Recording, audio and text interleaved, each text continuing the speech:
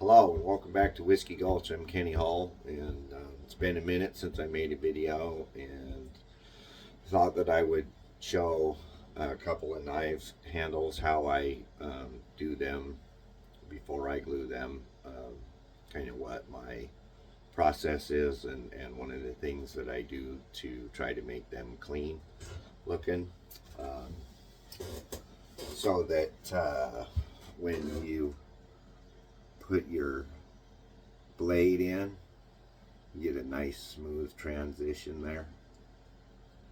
There's no really hard lines there. So I've got a couple here, and what I like to do is I split my handle, but see how smooth and rounded that is? It's a nice smooth transition. And when I put the blade in, right, it's going to come right up to it. So when I glue it, I'll fill all this in, and so that's flush and smooth. And then when I wrap it, it's going to turn out like that. I've got some more here. This is a pretty fat tine, so it gets a pretty fat blade. I'll probably sell that knife for about 50, 55 maybe. Here's a nice little, not glued in yet, it just has a nice snug fit. I do quite a few of these smaller tines. You'll see a lot of those in the winter on my eBay page and flintneppers.com. I have a gallery there. Again, nice tight fit. So I'll glue these up, and I'll show you what I'm talking about with the glue as well.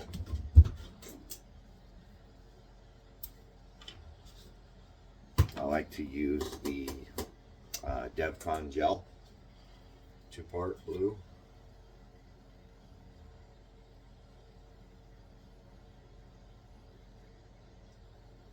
I know they sell it at Ace. You can probably find some on eBay. You can easily find some online somewhere. My little handy dandy mixing paddle I made with a 16 penny nail.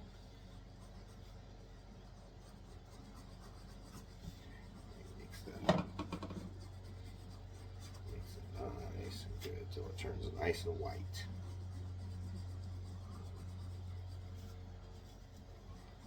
I like to scrape that up off the bottom next to the paper so that that gets up in there and mixes well.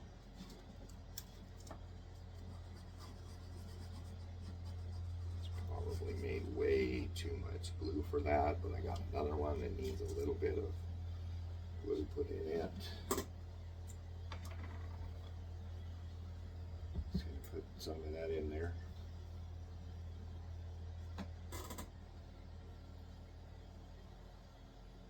I like to drag it into the middle so it's nice and full in there in the middle. Then blade in there, it should squish a little bit of it out, and then I'll take that, I will fill in, there's a little bit on the paddle still, and then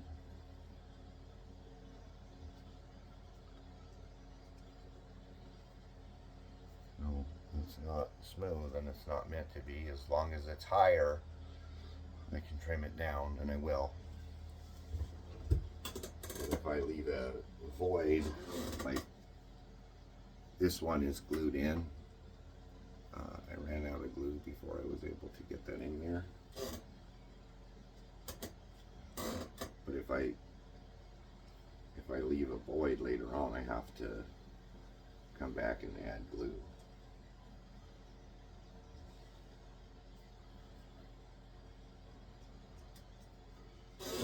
That one can sit there because the blade's already glued in. they're not, when the glue is not dry, I lay them down so that the blade will stay in the position that I put it in.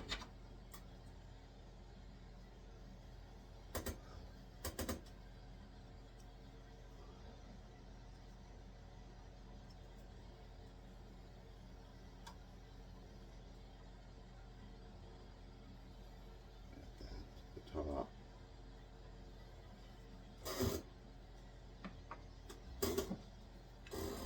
This is,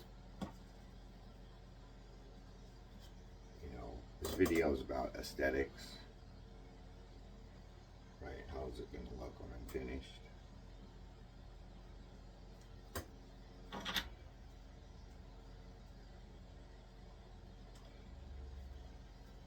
It's a little bit bigger. It's going to take a little bit more glue.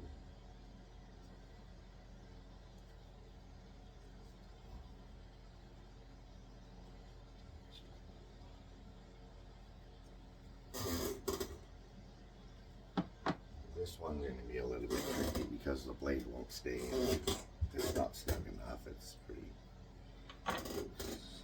So I might have to prop it up a little bit.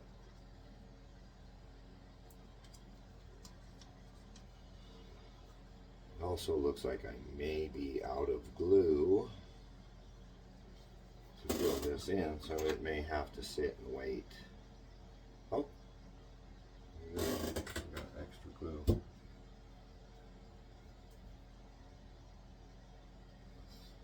that out, push that out, fill in that little gap. Lots of extra on the bottom. Put it back up here on the top. Oop. Just roll it out of there.